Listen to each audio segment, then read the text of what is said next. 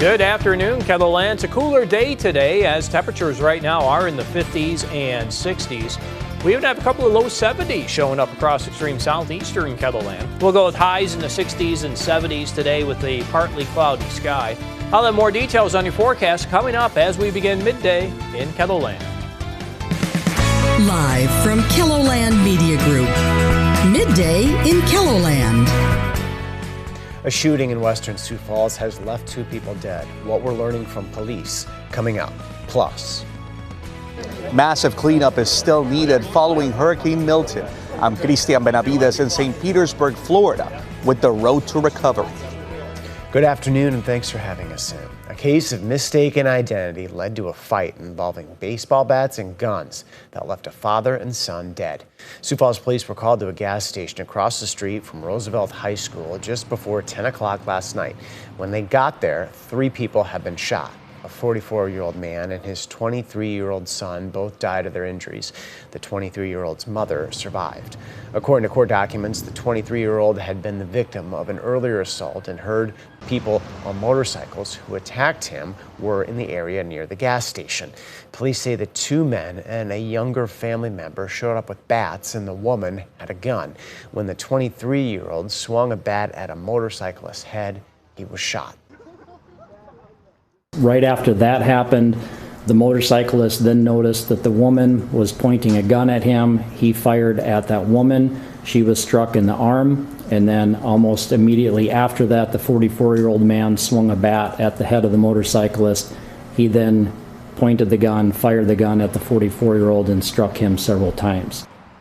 The woman has been released from the hospital. She's in the Minnehaha County Jail charged with felony assault. At this point, no one else is charged. Police say surveillance video confirms the motorcyclists at the gas station were not the same people involved in the initial assault. Pivoting to weather, it's a pinch cooler out there. Still pretty dry though, Scott. Oh yeah, and the dry conditions are expected to last through this weekend and going through, I would say, much of next week. I'll leave it at that for now. We do have some thicker clouds trying to move across the area this afternoon. We are now behind a cold front that is to our east and southeast, so we have northerly winds and cooler air. Currently 67 in Sioux Falls, while it's 70 in Yankton, 70 in Sheldon.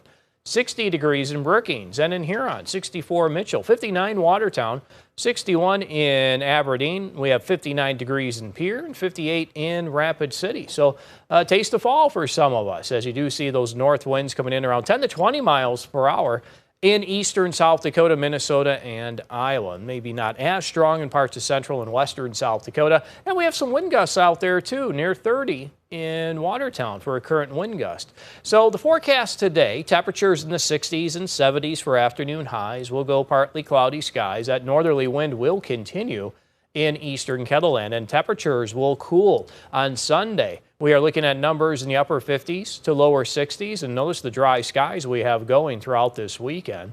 And other cities also showing the same thing. It looks like Saturday will be a little warmer than what's expected on Sunday, with a high of only 55 in Brookings on Sunday. We'll have a high near 60 in Chamberlain.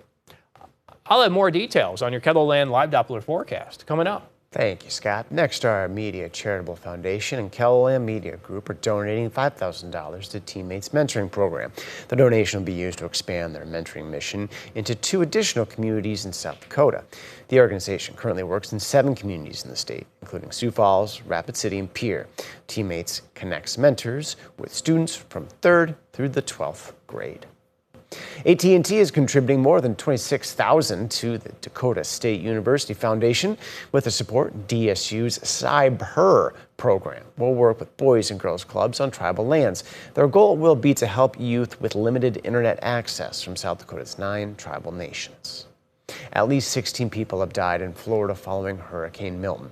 The storm left behind a trail of destruction and unprecedented flooding across the state, leading to incredible rescues by first responders.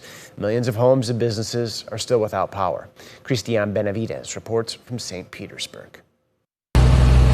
Rescue operations continue in Florida, with crews traveling in high water left behind from Hurricane Milton. Just devastating. Everything is floating. The water was waist deep at this Lakeland mobile home park, where Billy Mofield and his wife rode out the storm. It was scary. There still is anxiety.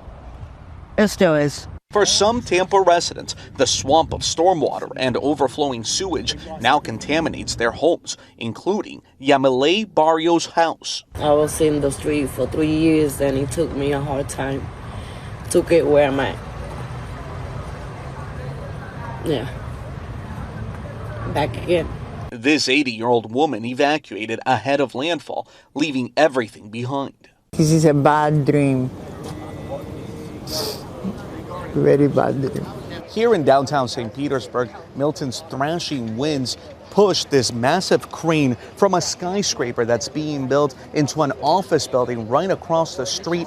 No one was inside at the time, but there's lots of debris left over. It's very hard to prepare. You got to just take cover and hope for the best. Milton also brought an unprecedented wave of deadly tornadoes to the state, including multiple twisters to St. Lucie County in the span of 20 minutes. In Vero Beach, this family took cover in the bathroom as a twister tore through their neighborhood. Even with the hurricanes, like it's never been this bad. Morgan Ryder from CBS Miami had an update on this pup named Lulu, rescued after tornadoes hit this retirement community. Love you, Lulu. Lulu's owners died in the storm. Now she's reunited with their grandson, a moment of joy amid crushing loss. Cristian Benavides, CBS News, St. Petersburg. President Joe Biden has pledged long-term support from the federal government to help those impacted by the storm. Following this second hurricane in less than a month, South Dakota Attorney General Marty Jackley is reminding people to be vigilant about money donation scams for relief efforts, encouraging people to only donate to reputable organizations. 12 people have been rescued after being trapped in an old gold mine in Colorado. One person was killed and 4 others injured. A sheriff's department says the group of tourists became trapped after an elevator malfunctioned 500 feet below ground.